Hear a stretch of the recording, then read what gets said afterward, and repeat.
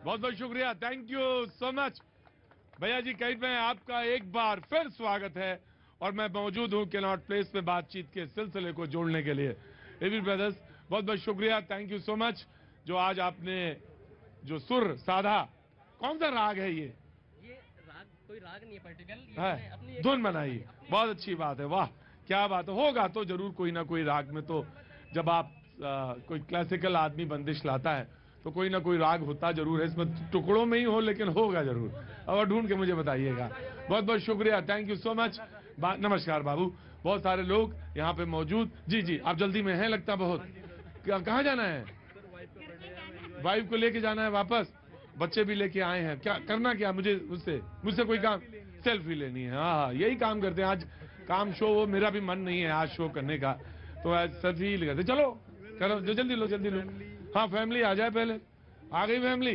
क्या बात है, बहुत बहुत शुक्रिया, थैंक यू सो मच। ये टाइमर क्यों लगा देते हैं आप? क्या नाम है आपका? देवेश कुमार जी। कहाँ से आना हुआ? करोल बाग से, तो बहुत पास है, तो पहले भी जाएंगे तो पहुंच जाएंगे, बच्चे छोटे हैं। बहुत शुक्रिया साहब। बाबूजी कहाँ से आना हुआ? कानपुर से आए जी। कानपुर से आए? अच्छा, क्या नाम हो गया आपका? मुझे एमएलए कहते हैं, मोहनलाल अग्रवाल। एमएलए कहते हैं? जिसके नाम में ही एमएलए हो तो फिर समझिए क्या होगा। वाह वाह, वो भी कानपुर शहर हो और नाम में एमएलए हो, क्या बात है। बहुत अच्छा, बहुत बहुत शुक्रिया। उधर कश्मीर दिख रहा है मुझे, वाह क्या बात है। बहुत बहुत शुक्रिया, थैंक यू सो मच बाबूजी। लीजिए आइए आइए, सेल्फी खींच लीजिए। आप ही के साथ हैं? बेटा है। अच्छा बेटे हैं, जी जी, वाह पिताजी हैं, क्या बात है, वाह बाबूजी, थैंक यू सो मच। आज हम भी सेल्फी के ही मूड में हैं, शो करने के मूड में नहीं। लेकिन जहां पे कल मैंने शो छोड़ा था, मैं जी बाबूजी। कानपुर में आप कहाँ से? मैं जी, कानपुर में आप कहाँ से हो? कानपुर में मैं कहां से हूं, यही तो मैं ढूंढ रहा हूं कि मैं कानपुर में कहां से हूं। यही तो सवाल पेच फंसा हुआ है कि मैं कानपुर में कहां से हूं तो थोड़ा बहुत तो हिस्सा मेरा भी है। जी जी, मायूस ना होइए जी। हाँ जी, कोई कानपुर, ऑल इंडिया के हो जी। ऑल इंडिया के हो जी। जी लाइए लाइए, मुझे मेरे लिए लाए हैं आप, बहुत बहुत शुक्रिया, थैंक यू सो मच। ये जी कुछ कहना चाहते हैं? हाँ, मैं कहना चाहता था कि अब टाइम आ चुका है और मोदी जी को अब पीओके ले लेना चाहिए और अखंड भारत की शुरुआत कर देनी। बहुत अच्छी बात, इससे उन्होंने गुलाब से शुरुआत की है, बहुत अच्छी बात है। और वो जो पीछे खड़े थे बाबूजी, आपके लिए है ये सच में आपके लिए है, थैंक यू सो मच। क्या नाम है आपका? महेंद्र गुप्ता है। महेंद्र गुप्ता जी, कहाँ से आना हुआ आपका? रिवाड़ी से। रेवाड़ी से। ये आपके लिए गुलाब, ये आपके लिए। और मैंने कहा नहीं, लेकिन बुजुर्ग से तो आशीर्वाद लेना चाहिए। लेकिन वो बात तो सच है जो मैं कहता हूं कि पाजी से कह देता हूं कि आई लव यू पाजी, इसमें तो दो राय नहीं है। और ये जो कैमरा होता है, ये सच में झूठ नहीं बोलता गुप्ता जी, बिल्कुल ईमानदारी के साथ चलता है, इससे कोई लेना देना नहीं किसी का। कल जहां पे मैंने शो छोड़ा था वो ये कोना था, और इस कोने में एक जी कोने से शुरुआत होनी। हाँ, कोने से शुरुआत होगी, लेकिन वो शख्स शायद आज मौजूद नहीं है। कोई बरेली से थे या पश्चिमी उत्तर प्रदेश से थे, और गुलाम सरवर साहब कुछ बोल रहे थे। गुलाम सरवर साहब ने मेरे ऊपर कुछ टिप्पणी करी थी, और मैं जब वहां तक पहुंचा तो शो खत्म हो गया। और ये बात दरअसल उन्होंने ये कही थी कि वो जो बोल रहे थे कि ये मौलाना जो है इनसे बड़ी दिक्कत है। मौलाना से मतलब ये भी हो सकता है कि सिर्फ यही मौलाना नहीं, मौलाना से मतलब ये हो सकता है इधर भी और उधर भी। ये जो है बातें तो बड़ी बड़ी करते हैं, अपने बच्चों को तो पढ़ाते हैं अंग्रेजी के स्कूल में, और हमसे कहते हैं कि पढ़ो जाके मदरसे में। जी राइट तो कह रहे हैं आप, बात तो सुन लीजिए पूरी। तो ये वो बात रह गई थी, लेकिन मैं मौलाना जी से, क्योंकि आप मौजूद हैं, तो मैं उनसे पूछ लेना चाहता हूं कि वो बात जो दरअसल कह रहे थे बड़ी पते की कह रहे थे कि उलझाने वाले तार जो हैं वो लोग आप लोग छेड़ देते हैं, और बाकी जो सुलझाने का काम है वो जनता के ऊपर डाल देते। मैं आया, एक मिनट 10 मिनट, आराम से जी जी। नहीं, उन्होंने जो सवाल उठाया था वो वाजिब सवाल था, गैर वाजिब नहीं था। हाँ, अधिकांश मुस्लिम ध्रुवीकरण से आहत हैं। ध्रुवीकरण की राजनीति से अल्पसंख्यकों के हित प्रभावित होते हैं, इसमें कोई शक नहीं है, हर समझदार व्यक्ति इस बात को समझता है। एक संदेश देश में गया है कि टीवी पर जो मौलाना और पंडित जब भिड़ते हैं, हालांकि वो मुद्दे पर भिड़ते हैं, लेकिन मुद्दे चूंकि धार्मिक होते हैं। अब लोगों को ये पता नहीं, धर्म प्रधान देश है तो धर्म को कितना आप अलग कीजिएगा, वो तो धर्म आपके साथ ही रहेगा। अब मैं यहाँ आया हूँ तो धर्म को घर पे रखकर तो आऊंगा नहीं। हाँ, यही लेके आए वो हैं। तो लेके आएंगे। हाँ। और आप भी आए, आप भी लेकर आए। हाँ, मैं तो बिल्कुल लेके आया हूँ। सब लोग लेकर आएंगे। हाँ। तो धर्म प्रधान देश है, जब धर्म मेरे साथ है हमेशा, तो सब बातें जब चलेंगी तो आएंगी। लेकिन आम मुसलमानों को मौलानाओं में ही एक ऐसे ग्रुप हैं जो चाहते हैं कि टीवी पर सिर्फ मैं रहूं, आदेश मैं करूं, चांद आज निकला, ईद कल पढ़ोगे, वोट कांग्रेस को दोगे, फला काम करोगे, जो अब तक परंपरा। हाँ। जब नए चेहरे आए, सामाजिक मुद्दों को लेकर आए, आर्थिक मुद्दों पर बात करनी चाहिए, समाज में अवेयर कैसे आए, समाज मुख्य धारा से कैसे जुड़े, जब इन बिंदुओं पर बहस शुरू होती है तो वो मौलाना के कान खड़े होते हैं जिन पर उनका इशारा था। तो खैर, जो कल जहां छोड़ा था मैंने वहीं से बात शुरू करी, लेकिन जो बात है आज के मुद्दे की, वो भी मैं आज से शुरू करता हूं। कल की बहस में और आज की बहस में कोई ज्यादा फर्क नहीं है। कांग्रेस का अधिवेशन छत्तीसगढ़ में हो रहा है और प्रवक्ता हमारे मौजूद हैं यहाँ पे, कांग्रेस के भी और बीजेपी के भी आ गए हैं। तो बातचीत का सिलसिला मैं जोड़ देता हूं, लेकिन जो कहा था वो क्या था इसको पहले सुन लेते हैं। और गुप्ता जी थोड़ा सा ऑडियो दे देंगे, हम थोड़ा सा ऑडियो मिल जाएगा तो आसान हो जाएगा। और जो बात कही गई कांग्रेस के जानब से, उनकी तरफ से, वो सामने आ जाएगी तो बहुत अच्छा होगा। जी जनाब, क्या कहा गया पहले सुनते हैं और फिर आते हैं।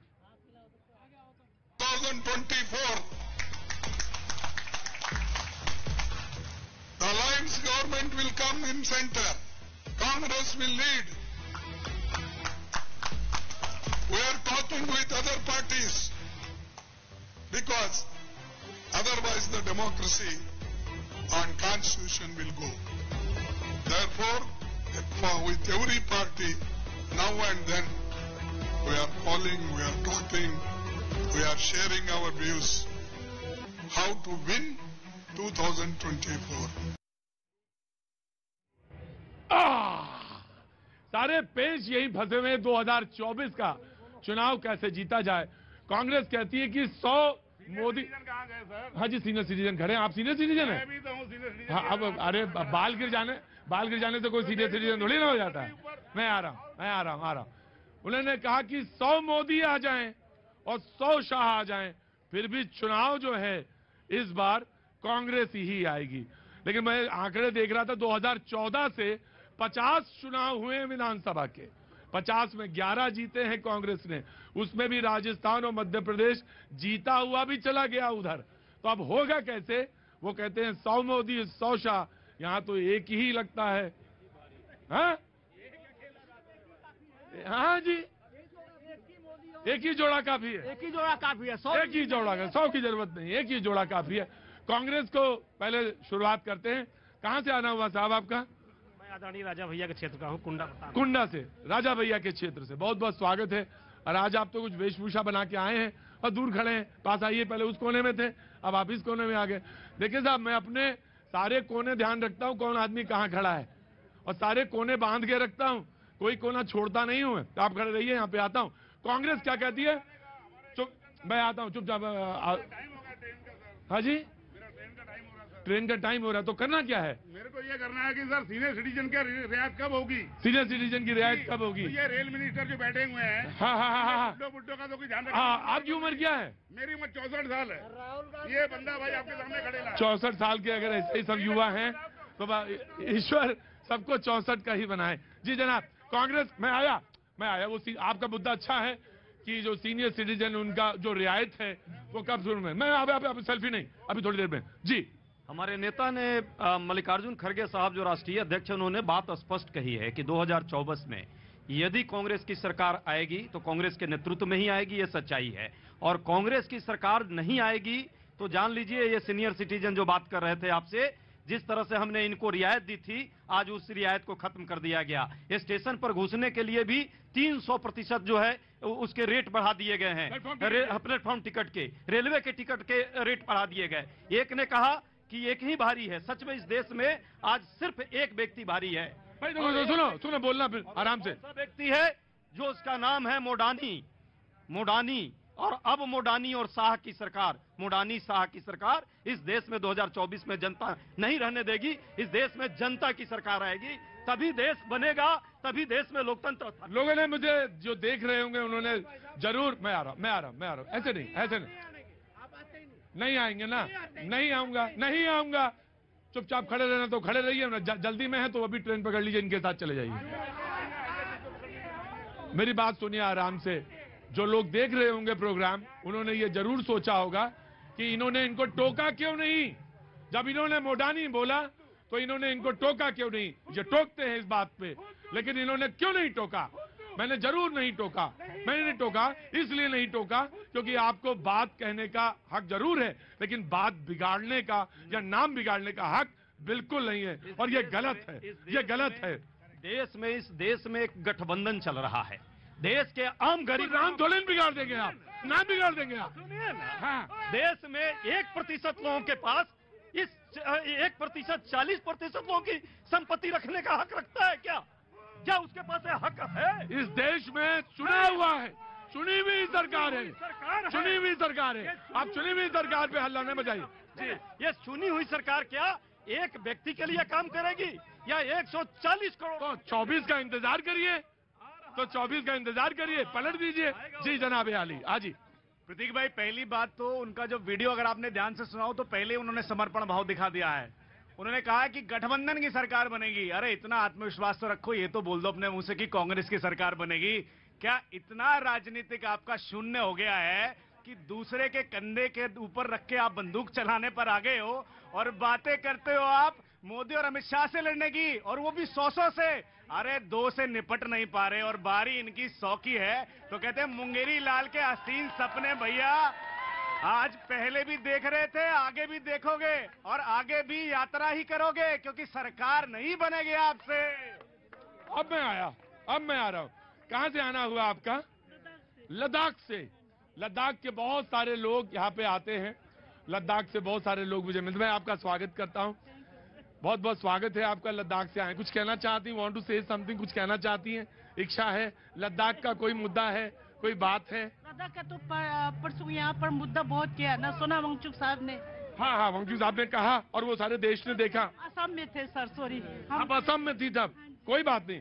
लद्दाख से आए हैं और लद्दाख का मुद्दा कहना चाहते हैं। जी ऑफ कोर्स आते हैं जी, चुपचाप खड़ा रहना। जी जी सब मैं जो बोलना चाहता हूँ बहुत संवेदना से बोलना चाहता हूँ। मैं आर्मी मैन हूँ एक। जी आर्मी मैन है, मैं भी बहुत संवेदना के साथ सुनना चाहता हूँ उसको।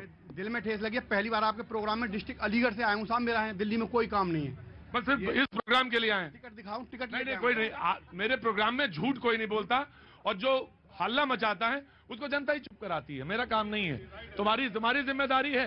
तुम्हें प्रोग्राम देखना है तो चुप कराओ, और तुम्हें अगर प्रोग्राम नहीं देखना है तो भगाओ। जी मेरी कोई राजनीतिक बात नहीं सर, मैं नहीं जानता किसी भी पार्टी के किसी को भी, लेकिन मेरे को जो 2-4 बातें ऐसी बोली गई हैं जिससे मुझे बहुत आहत हूं।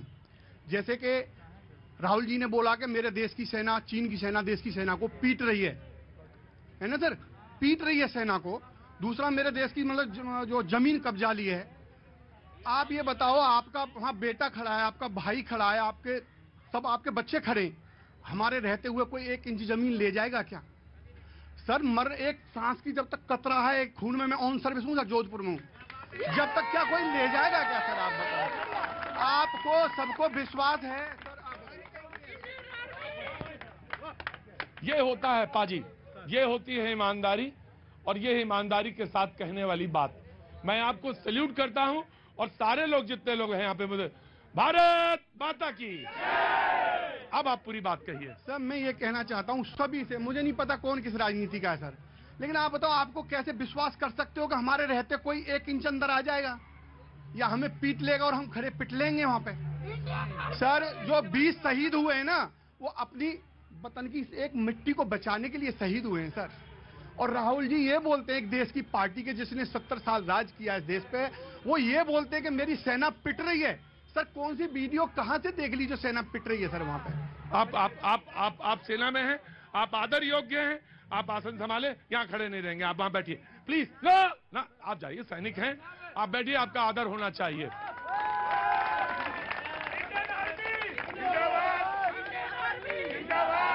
एक बात और मैं कहना चाहता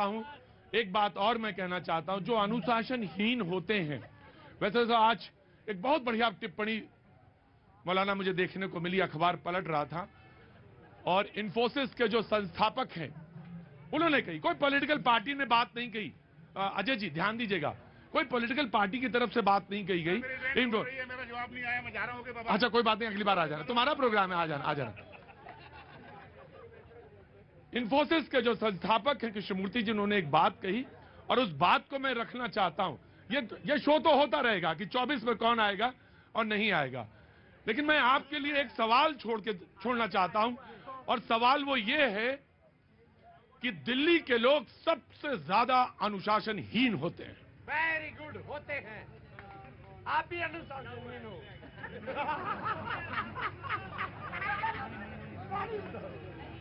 कृष्णमूर्ति जी ने कहा कि दिल्ली के सबसे ज्यादा लोग जो हैं अनुशासनहीन होते हैं। आप रेड लाइट, उन्होंने आगे बोला कि रेड लाइट पे खड़े रहिए और फिर देखिए कितने उल्लंघन होते हैं रेड लाइट पर। उतावलापन, वहां पैसे नहीं होते हैं इन्वॉल्व, लेकिन अगर दिल्ली के लोगों के पास कहीं पैसा इन्वॉल्व हो जाए तो वो क्या कर सकते हैं, इसका सिर्फ अंदाजा लगाइए। इन्फोसिस के संस्थापक कृष्णमूर्ति जी ने ये बात कही, आज मैंने अखबार में पढ़ा, वो दिल्ली आए हुए थे, बोले जब मैं जा रहा था अपने लेक्चर को देने के लिए तो मैंने ये देखा और ये निश्चित तौर से ये सच है, ये बिल्कुल सच है, इसमें कहीं कोई दो राय नहीं। मुझे 27 बरस हुए दिल्ली में रहते हुए और कभी कभी लगता है कि ऐसे अनुशासनहीन लोग आखिर क्यों हैं, किस वजह से हैं, मुझे नहीं समझ में आया। और दिल्ली में, और इस पर यकीन मानिए मैं इस पर डिबेट करूंगा, एक दिन जरूर डिबेट करूंगा। हाँ बाजी, जरूर आपको बोलने का हक है, बोलिए। मैं वेस्ट बंगाल से आया हूँ सर। वेस्ट बंगाल से क्या जी, बोलिए। मैं एक बात करना चाहता हूँ सर, जब तक इंडियन जिंदा है तब तक हमारे देश का कोई बाल भी बागा नहीं कर सकता साहब। क्या बात है बाजी, आपकी वीरता, आपका शौर्य सिर माथे है, आपका शौर्य सिर माथे हैं जी। बहस को एक मैंने छोड़ा सोच सिरा कि हम अनुशासनहीन है, कैसे अनुशासन में आए, और एक ये 24 की लड़ाई चल रही है, पॉलिटिकल लड़ाई, जिसपे हम बहस कर रहे हैं। जी जनाब, ऑफकोर्स आया संजीव, मैं आपके पास आया जी। झा जी। धन्यवाद प्रतीक जी। पहले तो आपको, आपके सभी दर्शकों को वंदे मातरम और भारत माता की जय। कुछ बात है कि हस्ती मिटती नहीं हमारी, सदियों रहा है दुश्मन ये दौरे जहां हमारा। तो मैं एक बात इस शेर के माध्यम से मैं विपक्ष को बताना चाहता हूं, ये आज ही एक होने की बात नहीं कर रहे हैं, वो 2014 में भी की गई, 2017 में भी की गई, 19 में भी की गई, 22 में भी की गई। रिजल्ट क्या हुआ? प्रधानमंत्री जी के लिए भारतीय जनता पार्टी का कार्यकर्ता तो कार्य करेगा ही, इस देश की देशभक्त जनता भी कार्य करेगी। और प्रतीक जी, ये जो अभी आप देख रहे थे ना छत्तीसगढ़ में, ये वही छत्तीसगढ़ है जहां चुन चुन का भारतीय जनता पार्टी के कार्यकर्ताओं की हत्या हो रही है। उसके ऊपर केंद्र की सरकार मौन, प्रदेश की सरकार मौन है। आप देखिए कि वहां पर भाजपा कार्यकर्ताओं की हत्या हो रही है, भाजपा कार्यकर्ता जमीन पर चौक पर विरोध कर रहे हैं, लेकिन वही भूपेश बघेल हंस रहे हैं उन हत्याओं पे। यही हत्याओं की राजनीति। मैं एक बात कहना चाहूंगा, ऑफकोर्स कांग्रेस विल रिस्पॉन्ड। एक बात ध्यान जरूर रखें, आपने हालांकि कोई शब्द इतर नहीं बोला, लेकिन मैं आपको सिर्फ आगाह कर रहा हूं कि चुनी हुई सरकार, चुना हुआ मुख्यमंत्री आदर के योग्य होता है, बस जी। दो बातें आई है, एक हमारे प्रधानमंत्री भी, ये दोनों सब चीजें जुड़ी हैं, जब मुख्यमंत्री तो प्रधानमंत्री भी। एक हमारे इंडियन भारतीय आर्मी के जवान हैं, मैं उनका भी विनम्र आदर करूंगा, और पूरे इंडियन आर्मी को हम लोग सबसे ज्यादा मान सम्मान के साथ प्रणाम करते हैं। इंडियन आर्मी देश की सेना जो है, देश की सीमाओं की रक्षा में लगातार तल्लीन रही है। हम फिर क्यों झूठ बोलते हैं, हम उस सरकार से बार बार प्रश्न जरूर करते हैं कि 40 सैनिकों की जो शहीद हुए थे पुलवामा में, 4 साल होने को है, उनकी विधवाएं और उनके बच्चे आज भी मांग करते हैं कि कौन मारा, क्यों जांच नहीं हुई आज तक? एक जांच नहीं होनी चाहिए क्या? वो क्या सेना के जवान नहीं थे? जिस तरह से तवांग में हमारे सेना सीमा के अंदर घुस करके जिस तरह से मारपीट और झड़प होती रही, बार बार सरकार छुपाती रही, यदि आप जैसे कोई पत्रकार, एक छोटी सी मीडिया से नहीं आई होती वो खबर, तो किसी को जानकारी भी नहीं मिलती। क्या हमें मैं क्लैरिफाई करना चाहूंगा, मैं बिल्कुल आर्मी एक आम आदमी जो सैनिक, मैं आ रहा हूं, एक आम आदमी जो सेना में काम करता है और रिस्पॉन्ड करना चाहते हैं। मैं रहा हूं साहब, तवांग की जहां की बात कर रहे हैं ना, वहां पे एक माइनफील्ड होता है, जैसे सेंट्रल ये होगी हमारी लाइन है, इसके 1.5-2 किलोमीटर तक, इधर 1.5-2 किलोमीटर तक कोई भी आप कंस्ट्रक्शन वगैरह नहीं कर सकते हैं। वो अपने इलाके में था, न कि लाइन ऑफ कंट्रोल करके हमारी तरफ आया था सर। ये बहुत गलत है। ये धारणा देश में बनी हुई है कि हमारे क्षेत्र में आके उन्होंने हमारे साथ मारपीट की। हम उनके गए क्षेत्र में, हम गए कि यहाँ पे आप ये कंस्ट्रक्शन नहीं कर सकते हैं सर, ये गलत है। बॉर्डर बिल्कुल 1 इंच न पार सेना में सैनिक हैं जी, और मैं तवांग जहाँ क्षेत्र प्योंग जो नदी है, जो प्योंग में, वहाँ पोस्टेड रहा हूँ सर 2.5 साल से। मैं आपकी भाषा, आपका जो बोलने का तरीका है उस पर विश्वास करता हूं।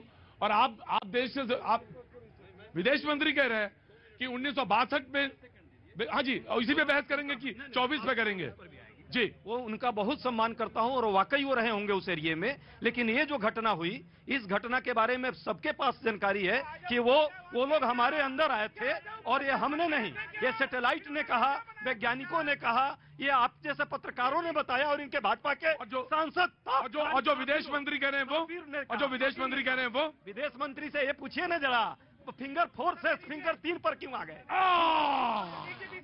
विदेश मंत्री तो ये भी कहते हैं कि 1980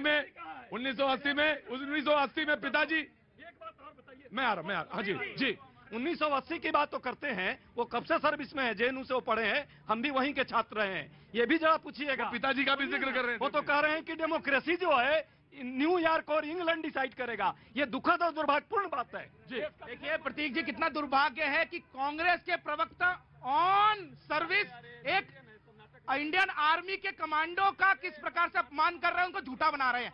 लेकिन इनको पता है विश्वास भारतीय सेना पे नहीं होगा, भारत सरकार पे नहीं होगा, भारतीय एजेंसियों पे नहीं होगा, इनको विश्वास होगा हिंडनबर्ग पे, इनको विश्वास होगा बीबीसी पर, इनको विश्वास होगा जॉन सोरास पर, इनको विश्वास होगा पाकिस्तान पर, चीन पर, क्योंकि कांग्रेस के डीएनए में केवल देशद्रोह है। नहीं, आखिरी लाइन से सहमत नहीं हूं जो आपने बोला कि कांग्रेस के दिल में सिर्फ क्या बोला आखिरी लाइन? विद्रोह है, देशद्रोह है डीएनए में कांग्रेस के। नहीं, ये लाइन नहीं मानता मैं। बाकी संजीव जी, नहीं, ये बात कैसे होगी? इनको क्षमा मांगने के लिए कहिए, ये ऐरू गैरू वहां करके कांग्रेस। नो अजय जी, नहीं, मैंने बोला इसको, मैंने ठीक किया, नहीं, आपने नाम गलत किया। यहाँ ये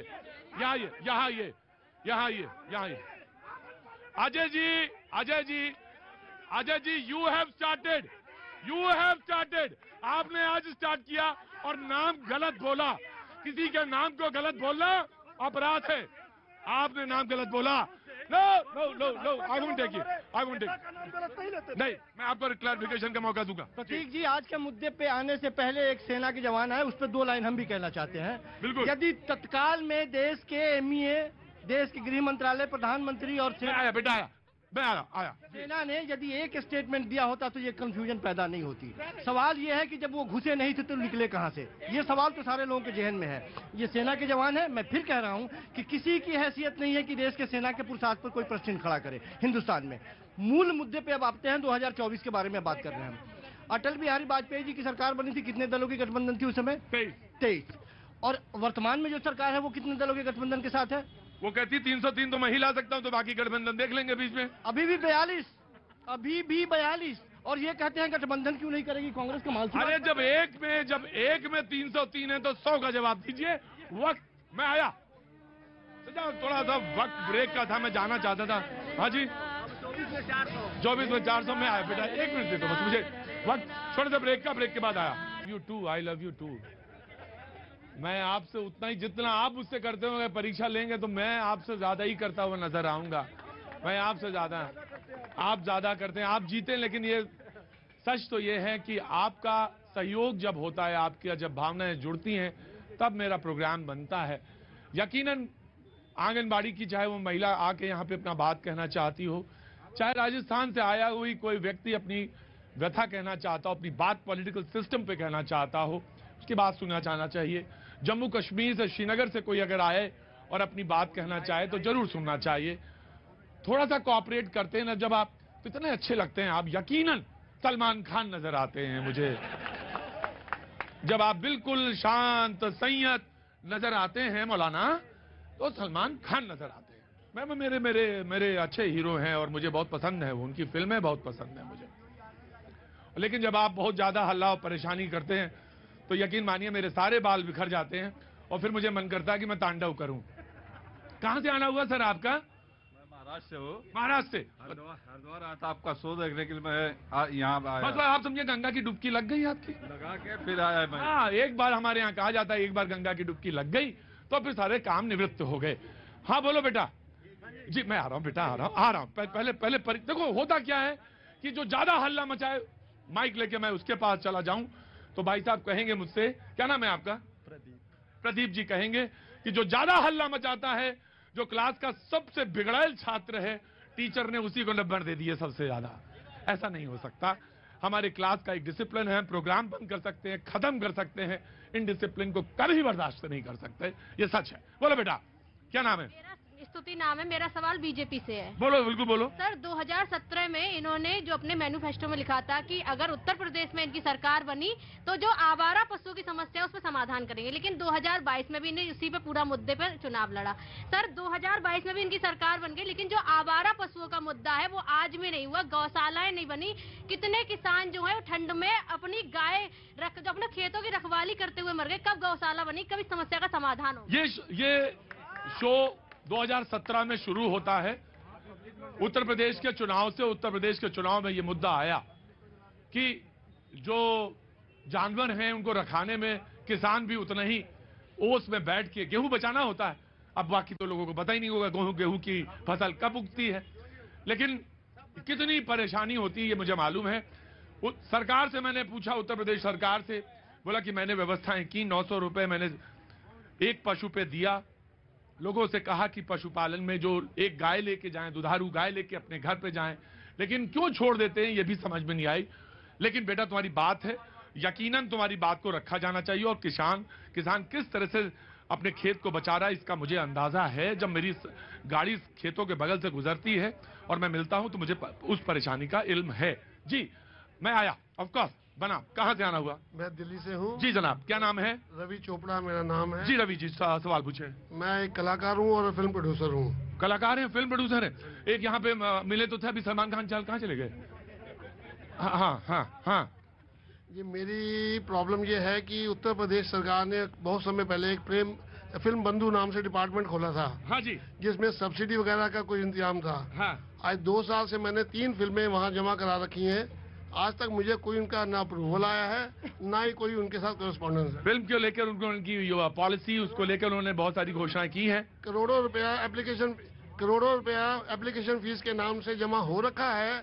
और अगर वो किसी को देते हैं तो बड़े बड़े जो घराने हैं, जो बड़े बड़े अपना प्रोडक्शन हाउस है, उन्हीं के हिस्से आती है। हम तो बड़ी मुख्तलिफ सवाल आ रहे हैं, बड़े मुख्तलिफ। एक फिल्म के प्रोड्यूसर खड़े हैं तो एक स्टूडेंट है मास कम्युनिकेशन की, वो सवाल पूछती है।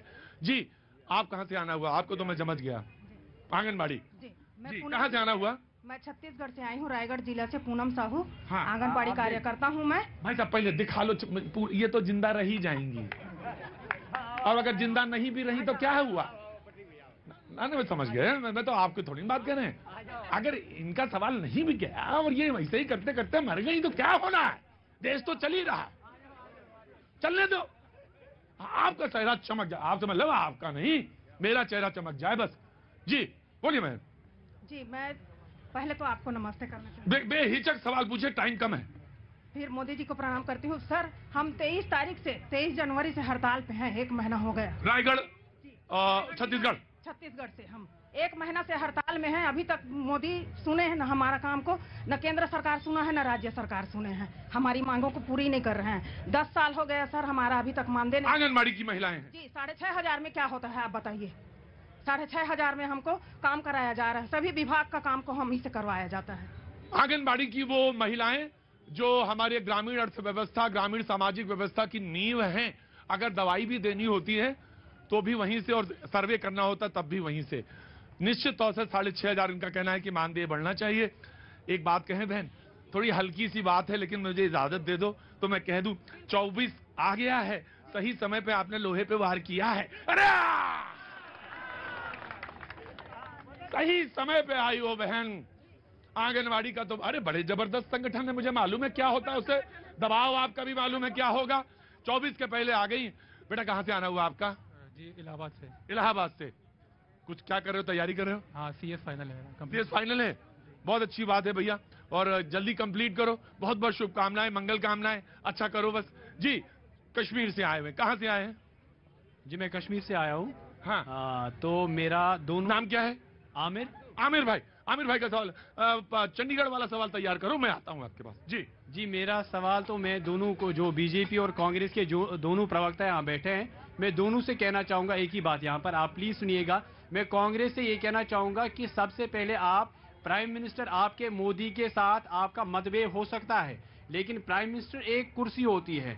सबसे पहले मैं आपको कहूंगा अदब से हर किसी का नाम लेना चाहिए। आपने जो कहा क्या कहा इन्होंने, मोडानी, ये सही नहीं है, इससे मुल्क की छवि खराब होती है। इससे पता चलता है कि हिंदुस्तान में हिंदुस्तानियों के विचार कैसे हैं। नंबर 1, नंबर 2, ये है जम्मू कश्मीर से और ये है कश्मीरियत मौलाना, ये है कश्मीरियत अदब के।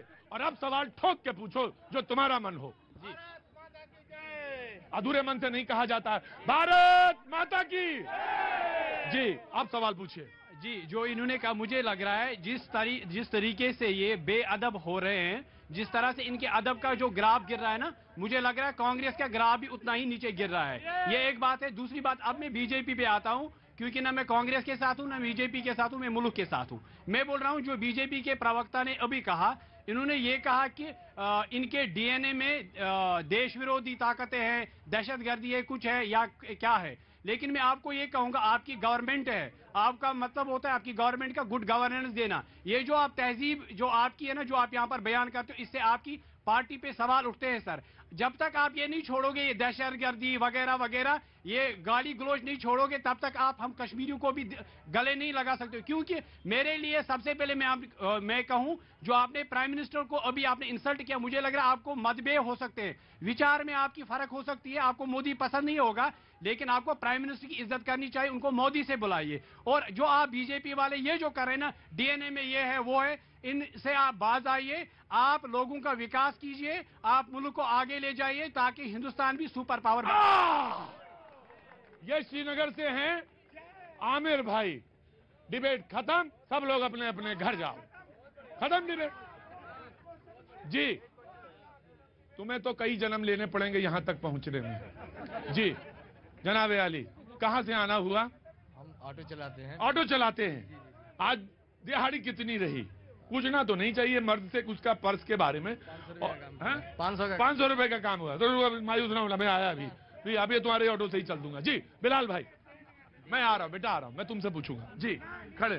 कांग्रेस के डीएनए में ये बता रहे हैं कि देशद्रोही और देश विरोधी। मैं ये कहना चाहता हूँ, देश के पहले प्रधानमंत्री आजाद भारत के पंडित जवाहरलाल नेहरू का अपमान करने का काम किया है इंदिरा गांधी जी ने, जिसने जो है सुनिए मेरी बात, क्या मैं ये कहना चाहता हूँ, जिस तरीके से पाकिस्तान के 2 टुकड़े करे थे इंदिरा गांधी जी ने, उनका अपमान करने का काम किया है। राजीव गांधी जी ने इस देश के लिए शहादत की, उसका अपमान करने का काम किया। आप ऐसी बात मत करिए। अगर आपको लगता है वाकई विकास पे बात करनी है तो विकास के मुद्दों पर बात करिए। 2014 के बाद इतनी नफरत फैला दी है देश में आप लोगों ने, यही मुद्दे रहते हैं, चाहे आप घर वापसी की बात करें, चाहे मंदिर मस्जिद की बात करें, हिंदू मुस्लिम की बात करें, इससे ऊपर बात करिए ना। अगर आपको विकास की बात करनी है तो हम आपका साथ देंगे, लेकिन आपकी यही बात रहती है कि उसने ये करा। अरे 70 साल कांग्रेस ने इस देश को बनाया, कांग्रेस ने इस देश के लिए शहादत दी, चाहे वो इंदिरा गांधी जी हो, चाहे राजीव गांधी जी हो, लेकिन उनका अपमान करने वाले आप लोग हमेशा यही काम करते हैं। कोई किसी का अपमान करके ज्यादा दिन तक लंबी लकीर नहीं खींच सकता।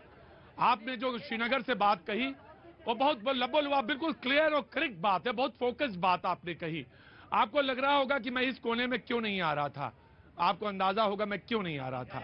अब मैं आता हूं आपके पास। जी जी मध्य प्रदेश अशोकनगर से हूँ। मध्य प्रदेश अशोकनगर से हैं।